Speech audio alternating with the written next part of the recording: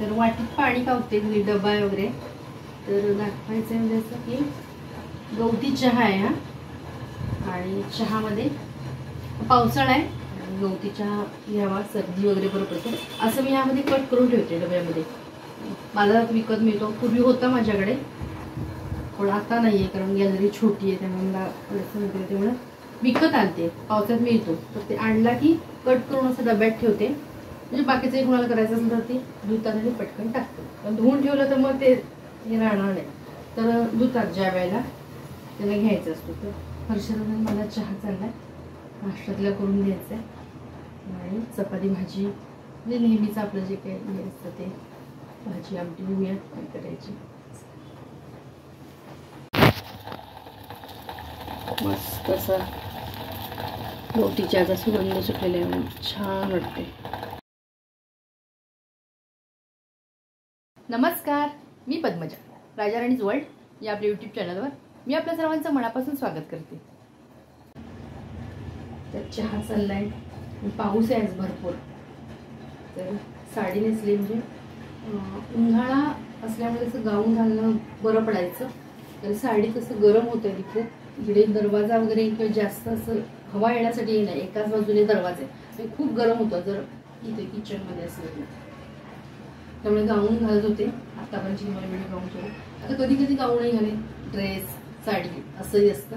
म्हणजे आपल्याला ह्याच्याप्रमाणे असं काय नाही की ड्रेसच घालेन गाऊनच घालेन असं.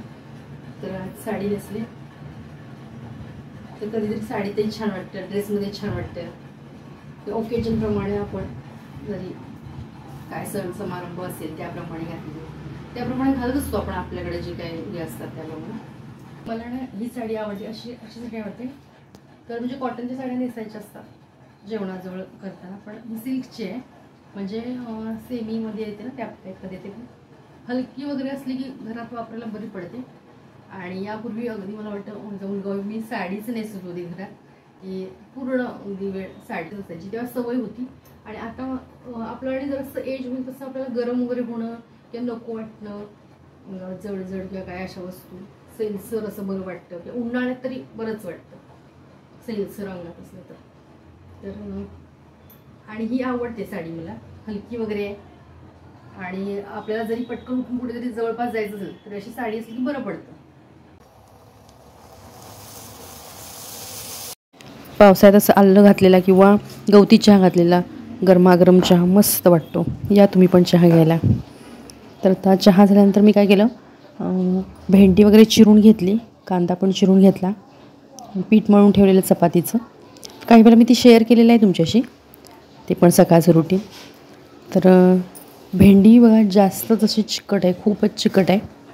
तर आज दही वापरणार नाही, तर त्याऐवजी दुसरा पदार्थ वापरणार आहे, कारण चिकटपणा जास्त आहे. दह्याने पण कमी होतो, पण दह्यापेक्षा पण या पदार्थानं जास्त कमी होतो या गोष्टीने. तर भेंडी आधी भाजून घेते मी आणि मग नंतर फोडणी टाकते. तर भेंडी भाजून झाल्यावर काय केलं, तेलामध्ये कांदा वगैरे जिरे मोहरी कांदा आणि मग भेंडी त्यात परतली. भेंडी जरा अशी परतली की मग कोल्हापुरी कांदा लसूण चटणी आणि मीठ हळद असं सगळं घालणार आहे. हे सगळं मिक्स करून घेणार म्हणजे मसाले सगळे भेंडीला लागतील. आणि भेंडीच्या भाजीला अजिबात पाणी वापरायचं नाही. आता हे सगळं मिक्स करून घेते आणि असं मिक्स झाल्यावर यात लिंबू पिळला आहे.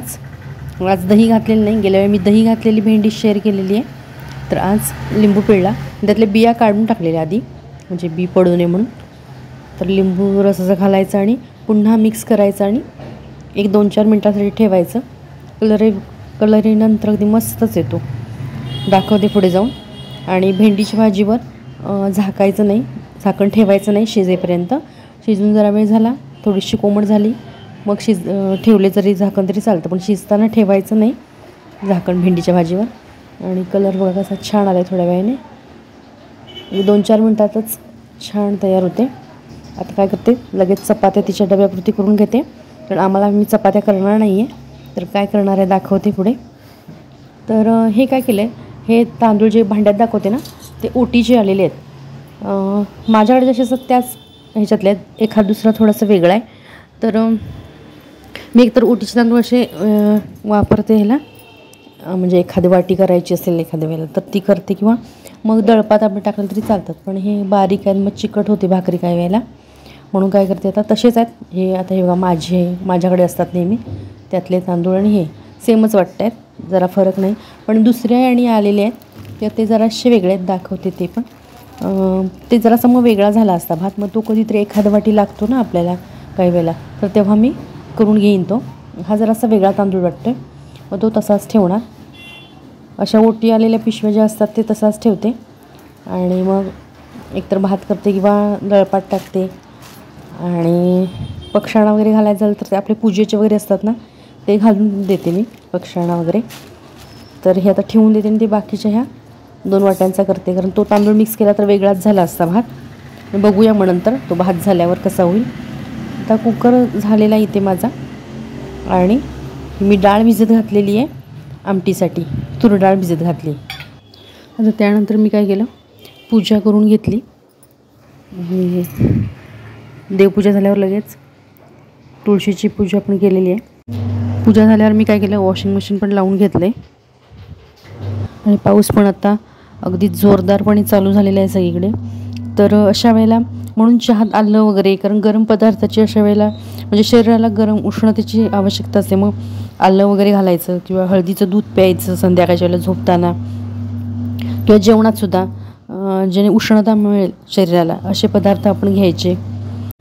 आता पावसाळा असल्यामुळे पाणी गढूळ येतं नद्यांना, ते नॅचरलच आहे, येणारच पाणी गढूळ.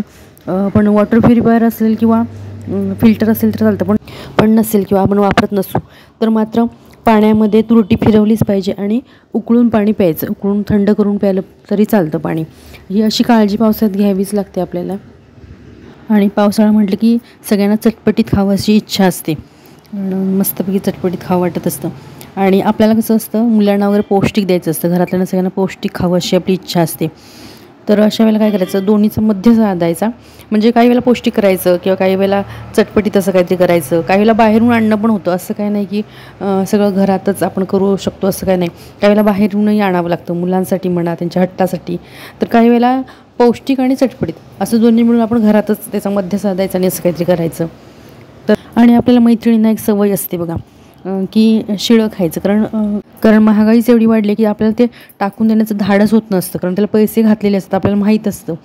पण काय होतं, एक वेळेस सकाळचं संध्याकाळला खावा, संध्याकाळचं म्हणजे रात्री केलेलं सकाळी ठीक आहे फार तर, पण 2-4 दिवसाचं आठवड्याचं फ्रीजमध्ये ठेवून खायचं तर ते योग्य नाही. म्हणजे एकतर पोटाला त्रास होतो आणि दुसरी गोष्ट त्यातून पोषण काहीही मिळत नाही आपल्याला, आणि पुढे जाऊन त्याचा त्रास होतो काही वेळेला. आणि आपण एकटं असलं की आपल्याला तसं जास्त सवय असते कुठे एकटीसाठी काय करायचं, कारण बाहेर कोण जेवायला, मुलं किंवा मिस्टर घरातले कोण बाहेर जेवायला असले तर आपण काय म्हणतो, एकटीसाठी कशाला, चला आहे फ्रीजमध्ये ते खाऊया. तर तसं नाही करायचं. जर राहिलं तर ते लगेच दुसऱ्या दिवशी फोडणी टाकायचं. मलाही शिळी भाकरी फोडणी टाकलेली किंवा शिळा भात फोडणी टाकलेला, पण मी दुसऱ्या दिवशीच टाकून तो मग खाते. पण 2-4 दिवस असं ठेवून नाही खाऊच नाही, ही सवयच लावून घेऊ नये आपल्याला.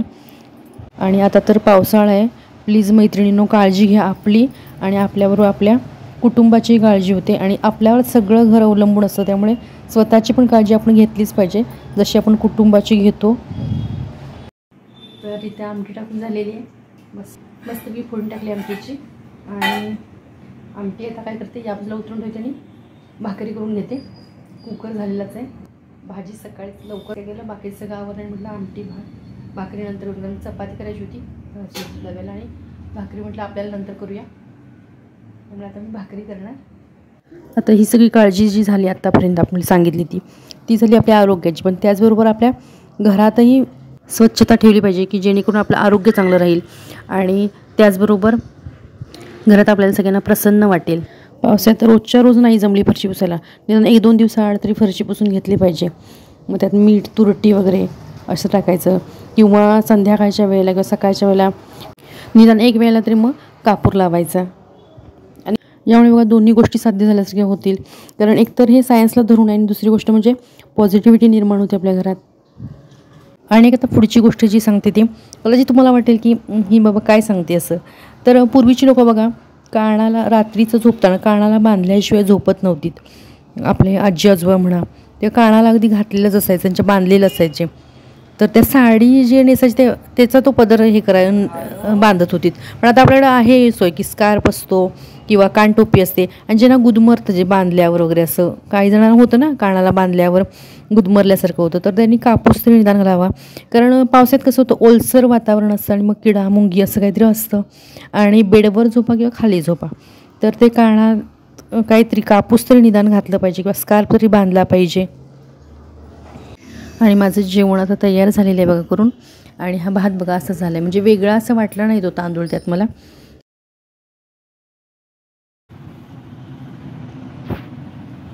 भाकरी, आमटी आहे बटाट्याची आणि भेंडीची भाजी. मस्तपैकी जेवते.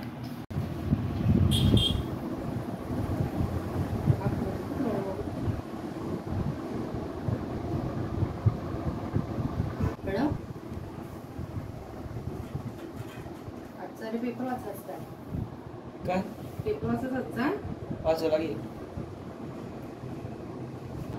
मला ना पेपर वाचायला म्हणजे आवडतो, खूप आवडतो. तर काय वेळेला काय होतं, कामाच्या ह्याच्यात वाचायला मिळतं. मी काय करते, 1-2 पेपर म्हणजे 2-3 दिवस जर राहिले वाचायचे, काय वेळेला राहतात ना, तर ठेवते आणि ते सगळे वाचून एकदा म्हणजे वाचायचे. ताज्या बातम्या वाचायचे असतात. मी काही वेळेला शिवच्या ताज्या करून वाचते. जसं आपण भात फोडणी टाकून खातो ना, बायका मुलाचं टाकून देत नाही जास्त, तर तसं. पण मला पेपर वाचायला आवडतो, मग मी नाही ते ठेवते आणि मग वाचते. काही मैत्रिणींनो, मी तुमच्यापेक्षा लहान असेल किंवा मोठी असेल, मला जे माहीत होतं, जितकी माहिती होती पावसाबद्दल तितकी मी सांगितली. आणि यात काही चुकलं असेल किंवा कमी जास्त झालं असेल तर मला समजून घ्या. आणि तुम्हाला काही माहिती असेल तर तुम्ही ती माझ्याशी शेअर करा.